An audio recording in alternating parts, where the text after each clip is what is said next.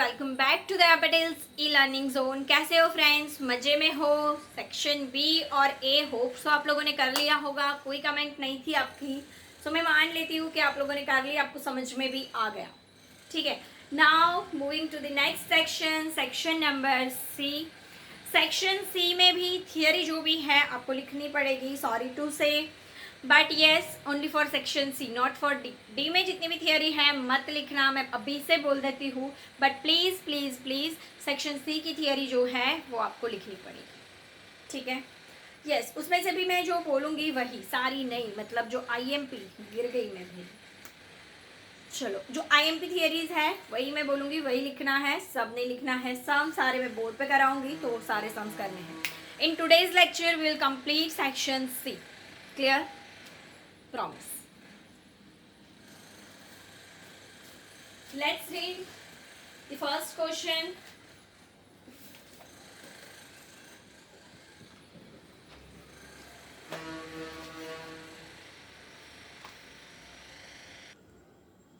Okay, so without wasting any time, let's get started. Section number C और उसका question number 1. First question is define the weighted mean. Now what is weighted means? So whenever all observation have a different weightage, different importance, you will give you will give different weight different weight to all observations, and you will calculate the mean, that is known as weighted mean. Now what is weighted mean? तो ये मैं आपको समझा चुकी हूँ, weighted mean को कैसे find करते हैं ये भी मैं आपको समझा चुकी हूँ। And for 2020 students this is optional, cut हो गया है ये सिलेबस से, तो करने की ज़रूरत नहीं है, और 2020 वाले स्टूडेंट्स को लिखने की भी ज़रूरत नहीं है। क्लियर? चलो next question. Next question is explain what is meant by the measure of central tendency. measure of central tendency का मतलब है जो measures ऐसे हैं जो place denote करते हैं, like या फिर सभी observation को रिप्रेजेंट करते हैं, that is called measure of central tendency, जिसके अंदर हम मीन ले सकते हैं। मीन को हम सभी ऑब्जर्वेशंस ध्यान में लेते हुए फाइंड आउट करते हैं। इसके अलावा जो पोजिशनल एवरेज होते हैं, this is also measure of central tendency. Positional के अंदर आएगी मीडियन, क्वार्टाइल, डेसाइल, परसेंटाइल वगैरह। ठीक है, ये आपको लिखने की जरूरत नहीं है। Next question, state the advantages of mode. ये तो बिल्कुल लिखने की जरूरत नहीं है और मुझे एक्सप्लेन करने की भी जरूरत नहीं है। इसमें बहुत सारे क्वेश्चंस ऐसे हैं जो मुझे एक्सप्लेन करने की जरूरत नहीं है, आपको लर्न करने की भी जरूरत नहीं है, एंड सेम वे आपको लिखने की भी जरूरत नहीं है। बार बार मैं वीडियो को पॉज इसलिए कर रही हूँ क्योंकि मुझे लगता है वो यही इसीलिए, बट देखा फिर भी आवाज आनी ही थी तो आ गई। आप लोग भी एंजॉय करो, अगर एंजॉय कर रहे हो देन वीडियो को लाइक कर दो। ठीक है, चलो नेक्स्ट। ये क्या होता है कि जब भी मैं रिकॉर्ड करने के लिए जाती हूँ तो कोई ना कोई यहाँ पे ये दूध वाले या सब्जी वाले आके बोल ही देते हैं। अब क्या करूँ मैं? नेचुरल फीलिंग लानी है, लाइव लेक्चर जैसे फीलिंग लानी है जिसमें सभी आवाज़ आती रहती है, तो फिर ये भी मैं रखती ही हूँ। मैं चाहूँ तो इसको कट भी कर सकती हूँ, मैं वॉइस को मतलब जो भी नॉइज साइड में हो रहा है उसको मैं निकाल भी सकती हूँ, but I don't want to do this. Why? Because I want कि आप लोगों को बिल्कुल लाइव वाली फीलिंग आए कि जिसमें कुछ भी हो सकता है। आप लोग बिल्कुल बोर होके मत पढ़ो, एकदम आप लोग फ्री माइंडेड पढ़ सको और फ्रेशली पढ़ सको, आपको घंटाला ना आए, आप मोनोटोनस फील ना करो, इसलिए मैं ये सारे एंटरटेनमेंट बीच बीच में रखती ही। बीच में आप लोगों ने देखा होगा कि दूध ऐसा करके, तो मैंने टाइम चेंज कर दिया, वो दूध वाला नहीं आता बट अब ये दूध वाला आता है, क्या करे भाई। चलो नेक्स्ट, अभी वापस आवाज आएगी। ओके, सो मोड मुझे एक्सप्लेन करने की जरूरत नहीं है, आपको लिखने की भी जरूरत नहीं है। Next, explain the combined mean. Again not at all. Yes, combined mean क्या होता है ये मैं आपको समझा चुकी हूँ आगे लेक्चर के अंदर, कि जब भी एक से ज़्यादा अलग अलग ऑप्शंस हमारे पास होते हैं तो सभी के लिए अलग से हम मीन फाइंड आउट कर सकते हैं। ओवरऑल वो कम्युनिटी का एवरेज निकालने के लिए हम लोग कंबाइंड मीन यूज़ करते हैं। ठीक है, कैसे फाइंड आउट किया जाता है? फॉर्मूला लिख दो, दैट्स इट। नेक्स्ट है Which type of data have a median as a better measure of central tendency than mean? मतलब कि कैसे डेटा होते हैं जहाँ पे मीन से मीडियन बेस्ट है. Then this is the important one, ये आपको लिखना पड़ेगा. Open ended frequency distribution type का जब भी डेटा होता है कि जिसमें बाउंड्री नहीं है, आगे लेस देन दिया है, पीछे मोर देन दिया है, then this type of data में median is best measure than mean. Is it clear? Important one and लिखना पड़ेगा. Next, what are the factors to be considered while choosing the appropriate average? आपका study का पहले तो main purpose क्या है and आप जो चाहते हो उसमें कौन सा मेजर आपको हेल्पफुल होगा, क्यों होगा, डेटा किस टाइप का है, किस टाइप का डेटा है उसके अकॉर्डिंग भी आपको मतलब सिलेक्ट करना पड़ेगा.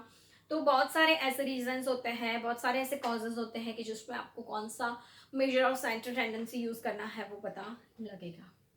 मेन द रीजन इज आपका जो स्टडी है वो स्टडी का कॉज क्या है या ऑब्जेक्टिव क्या है, main objective of your study. Is it clear? चलो फिर, तो यहाँ पर हम लोगों की थियरी हो गई. थियरी में आपको सिर्फ और सिर्फ क्वेश्चन नंबर 5 लिखना है, बाकी एक भी क्वेश्चन लिखने की जरूरत नहीं है. Let's move on to the next sum, that is question number 7. छोटे छोटे प्यारे प्यारे सम्स हैं हाँ सारे.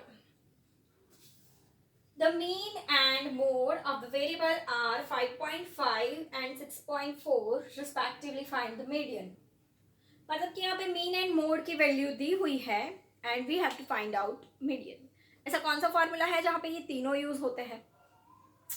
Empirical formula, right. So empirical formula की हेल्प से हम लोग मीडियन फाइंड आउट करेंगे इसमें. बाकी हमारे पास कोई भी फॉर्मूला ऐसा नहीं था कि जिसमें ये तीनों का यूज हो. सम number 7. Mode is equals to 3m minus 2x bar. x bar को इस साइड लाओ, so mode plus 2x bar and ये 3 को इधर नीचे ला दो तो m इज इक्वल्स टू ये हो गया. And now we can put the value of mean and median, sorry mean and mode. Now here mean is equals to 5.5 and mode is equals to 6.4. So m is equals to, mode दिया है 6.4 plus 2x बार मतलब 2 into 5.5 plus sorry and divide by 3. 6.4 plus 11 by 3. This will be I think 75 if I am not wrong. No.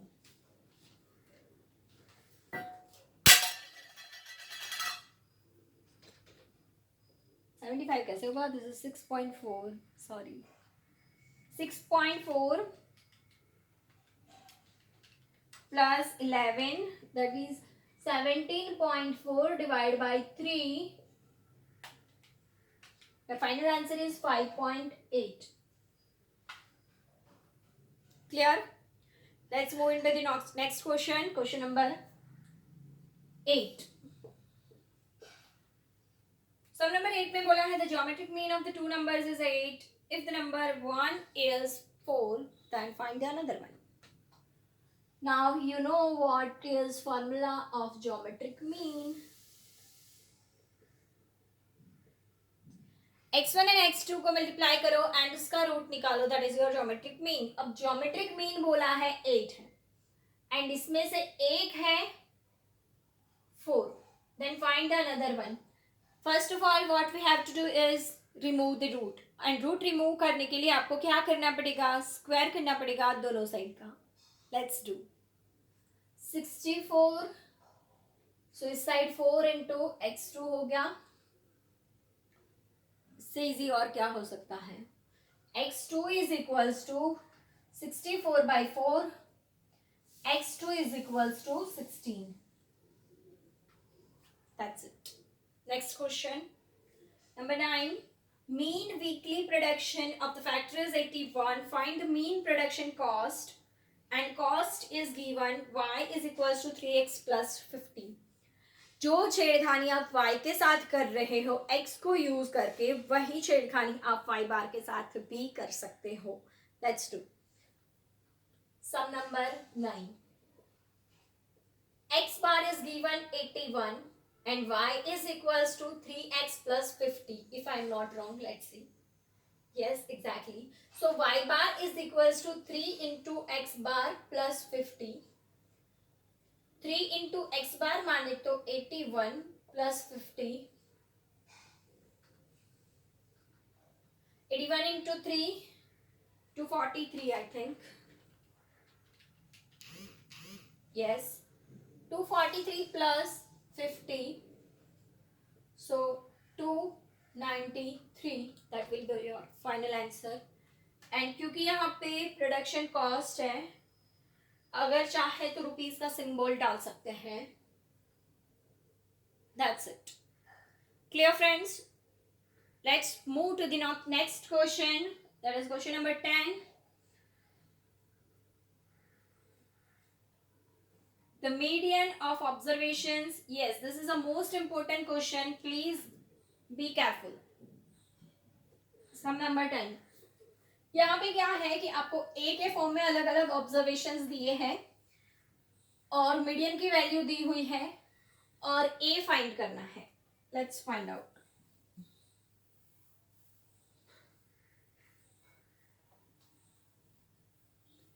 कभी कभी क्या होता है, question read करके समझ में ना आवे तो जो हमारे क्वेश्चन सॉल्व करने की प्रोसीजर है उसको फॉलो करो. क्वेश्चन रीड करके समझ में नहीं आता भाई ए इसमें कैसे फाइंड करें.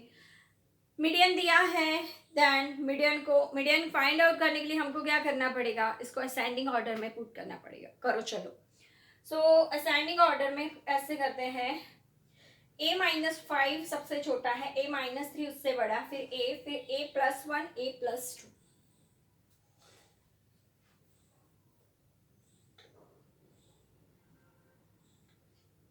a-5 a-3. ऑब्वियसली ये छोटा है, ये बड़ा है. कुछ माइनस ना करो तो उससे बड़ा हो जाएगा. 1 प्लस करो तो उससे बड़ा हो जाएगा. एंड 2 प्लस करो तो उससे भी बड़ा हो जाएगा. Now in the middle place a आया. m is equals to I think 10 दिया है. Yes, m is equals to 10 है.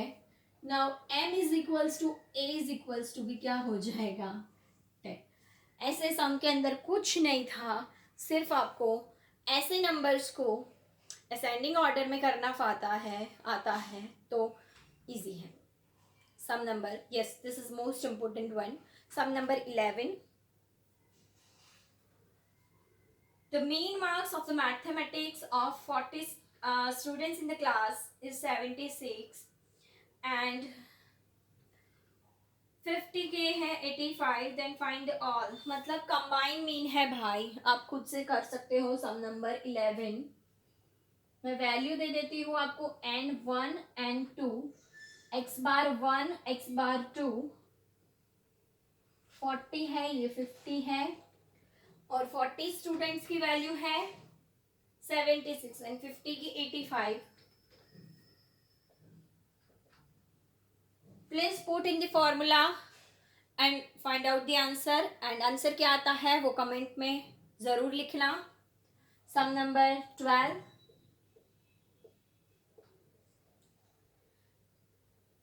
The number of vehicles per family residing in the certain area are given in the following table. Find the mean number. भाई यहाँ पे कौन से type के data दिए हुए हैं देखो तो. सॉरी, मीडियन फाइंड आउट करना है. यस. और डेटा कौन से टाइप का है, data is discrete type. So first of all आपको क्या करना है, CF फाइंड करना है.